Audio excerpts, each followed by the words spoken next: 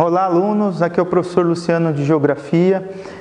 Vamos estar trabalhando o assunto de Geografia da turma do 6º ano. A disciplina de Geografia, nós trabalhamos a revisão geral de tudo aquilo que foi aplicado dentro da sala de aula e depois da pandemia, né? Então, para facilitar para vocês mais ao aprendizado sobre a geografia, nós vamos começar aqui pela essa imagem. Essa imagem já representa tudo, já representa a geografia na sua essência, com o menino utilizando o celular, com as novas tecnologias, e aqui uma criança pobre, desnutrida, sem nada, sem estudo, sem conhecimento, sem comida, porque quem não tem conhecimento não tem nada, então o conhecimento ele é tudo. Vou passar o próximo slide. Aqui nós vamos falar do conceito geográfico, ou seja, o conceito de lugar, território, espaço e paisagem. É bem simples esses conceitos. Esses conceitos eles vão nortear tudo para vocês, o que é lugar, território, espaço e paisagem. Aí vou dar mais uma passada. Aqui nós vamos falar dos fundadores primeiramente. Primeiramente nós vamos falar dos fundadores da geografia, que foi Alexandre von Humboldt e Karl Ritter. Foram os principais estudiosos que iniciaram. Eles são alemães, né? São os alemães que fundaram a geografia, né, na sua essência. São filósofos, eles não eram geógrafos, são filósofos. Então, dessa forma, a filosofia veio trabalhando até chegar na geografia da forma que ela é agora. Pode passar. Aí nós temos outros que se destacaram, geógrafos alemão, como o Frederic Ratzel, como Paul Vidal de Lablache, né, que é um francês. O único francês aqui no início era Paul Vidal de Lablache. Nós temos aqui Frederic Ratzel também, que foi um criador da política nova, moderna, política e geopolítica na escola. Vem com outro foco, com outra visão da geografia. Não vou aprofundar muito, porque isso aí é para outra turma, já para o 9º ano. Mas, para vocês, como aluno de 6º ano, isso aqui é o básico, é para vocês entenderem quem são os fundadores da geografia, né? São os alemães e também um francês. E vamos falar agora do geógrafo brasileiro, bem renomado, que é Milton Santos. Esse senhor aqui, moreno, né? Que é o pai da geografia aqui no Brasil. Ele defende muito a geografia crítica. Também não era geógrafo, né? Era um grande estudioso na linha de direito, ou seja, era advogado, né? E dessa forma ele tem uma postura bastante relevante à produção acadêmica. É renomado por quê? Porque ele estudou muita geografia no Brasil e no mundo, e todo mundo conhece ele tem muitos livros e compartilhou bastante para o crescimento da geografia nos dias atuais.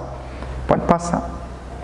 Aqui nós vamos falar de conceitos. Como nós vimos lá no início, nós vamos falar de lugar, que lugar é o espaço do nosso cotidiano, paisagem é a porção ou parte desse espaço, espaço geográfico é espaço onde foi transformado, o ser humano transformou, ou seja, nós seres humanos transformamos esse espaço, e o território é o espaço de poder. Território é de poder, por exemplo, vamos pegar o país, Brasil, onde o Brasil está, é um território de poder, ninguém pode entrar ali, a não ser se tiver liberação pela alfândega, por um registro, por documentos, né? E região é um espaço diferente, ou seja, cada região tem um espaço. Eu vou daqui de Porto Mutim a Caracol, a imagem da vegetação ela já modifica, então isso modifica também nas regiões. Se eu vou daqui para o Paraná, Mato Grosso do Sul é um tipo de clima, lá no Paraná é outro, a vegetação é uma, lá no Paraná é outro, o tipo de relevo é um, lá no Paraná é outro, e em outros lugares também. Eu estou dando um exemplo, Mato Grosso do Sul e Paraná, para vocês verem, clima, temperatura, tudo é diferente lá. Então nós temos o lugar, que é o espaço de cotidiano, ou seja, o lugar onde você vive, é o lugar onde nós vivemos, Porto Mutim. Né? Paisagem, como que é a paisagem? É a porção ou parte do espaço que eu vejo, que eu sinto.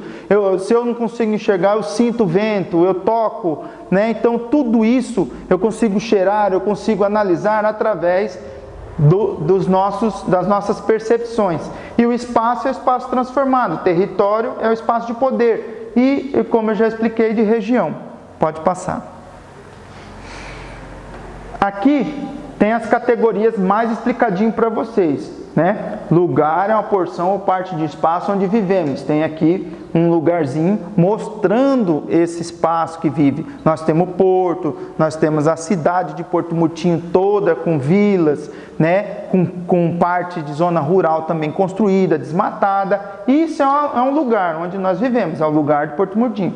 Paisagem é tudo que nós vemos, ou seja, tudo que nós enxergamos é paisagem. Tudo que nós sentimos, que nós percebemos, olha lá, a nossa percepção alcança. Isso é paisagem. Território é um espaço definido e limitado a partir da relação de poder. Ou seja, eu tenho poder daquele território. Igual na sua casa. Na sua casa, ninguém entra na sua casa se você não deixar, né? Então, é um espaço com cerca, né? Ou com muros, que você só deixa a pessoa entrar se você autorizar. E é assim mesmo também no território. O território no Brasil, por exemplo, né? Só vai entrar aqui se a gente tiver liberação, né? E a região? Aqui onde nós podemos ver, é uma área que foi separada através de critérios e pode possuir semelhança em comum. Ou seja, é uma região de área que foi separada. Ela é separada o quê? Porto Murtinho, a área de Porto Murtinho, a área de Caracol, Porto Murtinho e Caracol, ou seja, tem uma divisa entre esses dois lugares, né? Essas duas cidades, assim como o estado do Mato Grosso do Sul, por placas, por pontes, seco ou natural, como o Rio Paraguai nós temos aqui, e a colônia que nós temos ali no Paraguai, né? Ou a Ilha Margarida.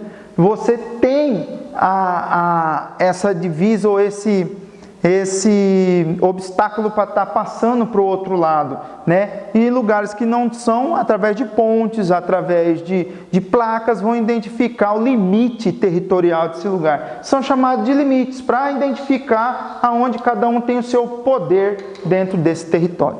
Beleza? Isso aí é região. Pode passar. Aqui nós vamos analisar a geografia como um todo, ela está aglutinada dentro do espaço, ou seja, uma interdependente da outra, ou seja, o lugar depende do território, o território da região, a região do espaço e assim por diante. Pode subir.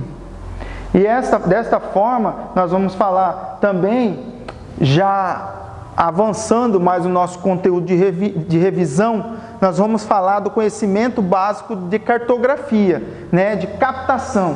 Né? Captação nós já estamos vendo aqui um satélite, aqui não é um globo, se dá para vocês identificarem, aqui atrás tem um globo terrestre, ou seja, o planeta, e o satélite lá em cima fazendo uma varredura. Ou seja, que varredura é essa? Ele está captando informação no nosso espaço, no nosso globo terrestre, e está transmitindo essa informação para o planeta Terra, ou seja, para nós aqui embaixo. Ele pega a informação, vai chover, está queimando em tal lugar, como que eles vão saber? Através do satélite. Os satélites eles auxiliam bastante nisso. Pode passar. Né? Então é a captação. Aqui nós já temos a recepção e processamento, ou seja, o satélite capta a informação, as antenas recebem esse sinal emitido pelo satélite e essas antenas vão transmitir, ou seja, vão processar essa informação para as outras, para as câmeras, para a internet, igual eu estou falando para vocês aqui, a internet vai ser transmitida para vocês, né, através desses sinais aqui do satélite ou das antenas que estão aí. Então vem do satélite e vai para as antenas são distribuídas por ondas, né, por ondas baixas, altas, e essas ondas vão ser levadas até a sua casa. Assim como rádio, televisão, tudo é dessa forma, beleza? Pode passar. Vamos trabalhar, aqui é um exemplo. Depois que o satélite pegou as informações, ele vai aplicar e produzir, ou seja, aplicações e produtos. Aplicar o quê? Ele vai desenhar um mapa, vai saber lá de cima qual que é o desenho, os limites territoriais, sem erro, para nós termos a latitude, a longitude. Aqui esse desenho aqui mais escuro aqui que vocês podem observar, aqui é o relevo, só que isso aqui é feito pelo geoprocessamento, né? Que é um AutoCAD, que é o nome do programa, um programa que faz o desenho do relevo, a parte do relevo. O AutoCAD, o Spring já faz mais parte de mapas. Então na geografia existe esse tipo de trabalho, né? Por mapa, por mapeamento, por observação espacial, né? Por drones, agora estão utilizando aqueles aqueles outros aparelhinhos que compram lá por internet também. Então, são tudo aplicado para trabalhar, para facilitar a observação do espaço, ou seja, observação de cima, de lado, que fica mais fácil para você detectar. E aqui nós temos já as construções civis, né? As casas de vocês observadas pelo Google Maps. Google Maps também é um aplicativo muito bacana que você pode utilizar aí na tua casa e observar o terreno, a área que você tem e a área como era antes e agora construída, ela foi transformada. Pode passar. Isso aí é só uma explicação básica para vocês estarem entendendo aí sobre a cartografia. Agora nós vamos falar sobre orientação e localização. Principais meios de orientação são os astros, Sol, Lua, Cruzeiro do Sul, Estrela Polar. Nós temos a bússola, o GPS. Ele é GPS porque é Sistema de Posicionamento Global, mas em inglês ele chama Sistema de Posicionamento Global, né? GPS, Global Position System, em inglês. Em português fica Sistema de Posicionamento Global. Porque aí vocês podem me perguntar, professor, mas não está seguindo. Mas é porque é em inglês que é escrito Global Position System, Sistema de Posicionamento Global em português. Mapas e globo terrestre. Nós vamos utilizar mapas, vamos utilizar globo, como nas nossas aulas a gente sempre utiliza, né? Nas aulas práticas que nós tivemos aí em sala de aula. Pode passar.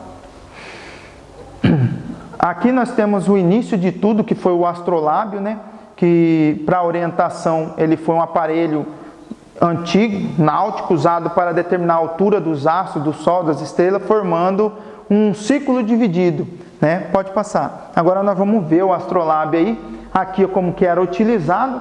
O homem está olhando aqui e apontando a estrela, o astrolábio. Poderia colocar umas hastes de 3 partes para poder segurá-lo, né? E dessa forma configurando o astrolábio para poder também se localizando dentro do espaço. Pode passar. Só para uma ideia isso aqui. Aqui nós temos a Rosa dos Ventos. A Rosa dos Ventos, ela tem a parte da Rosa dos Ventos, ela tem as coordenadas dela, né? Que dentro da bússola você vai encontrar isso aqui, né? Você vai encontrar o norte, o sul, o leste, o oeste. Você vai encontrar os pontos cardeais, né? Norte, sul, leste, oeste. Você vai encontrar os pontos colaterais, que é nordeste, sudeste, sudoeste e noroeste. Vai encontrar os pontos subcolaterais também. Noroeste, nordeste, sul-sudeste. E assim por diante, como vocês estão vendo aí. Através das cores, vocês vão identificar cada uma delas, né? Então, a Rosa dos Ventos vai facilitar muito isso para vocês no dia a dia. Por isso que eu fiz aquele trabalho para vocês fazerem a bússola caseira na casa de vocês, porque vocês vão poder utilizar a Rosa de Vento de baixo para vocês poderem identificar esse processo. Pode passar? Vamos lá. Aqui nós temos a forma que, se você não tiver a Rosa dos Ventos, você utiliza seu próprio braço, posicionando com o braço direito estendido para onde o Sol nasce. No nosso caso, se eu estivesse aqui, o Sol estaria aqui. O norte à frente, sul atrás, aqui oeste. Já o menininho está aqui, ele está mostrando que você tem que estar com o braço estendido do lado do leste, onde o Sol nasce, e com o lado esquerdo para o oeste. Consequentemente, na frente vai ser o norte e atrás vai ser o sul. Tem que colocar o braço direito estendido aonde o Sol nasce, tá? Não pode colocar, ou seja, no leste. O Sol nasce no leste e se põe no oeste, né? À frente vai estar norte, atrás vai estar o sul. Beleza? Vamos passar mais para frente aí. Nós temos aqui o Cruzeiro do Sul. Cruzeiro do Sul são esses pontos que vocês vão... São 5 estrelas, mas estrelas maiores que vocês vão observar no céu à noite, né? Vocês vão observar lá esses 5 pontos formando uma cruz. É a localização que vai te dar a orientação para o sul, né? Aqui tem mais uma formação. 2 meninas aqui mostrando. O sul sempre vai ficar atrás, ó. As estrelas aqui.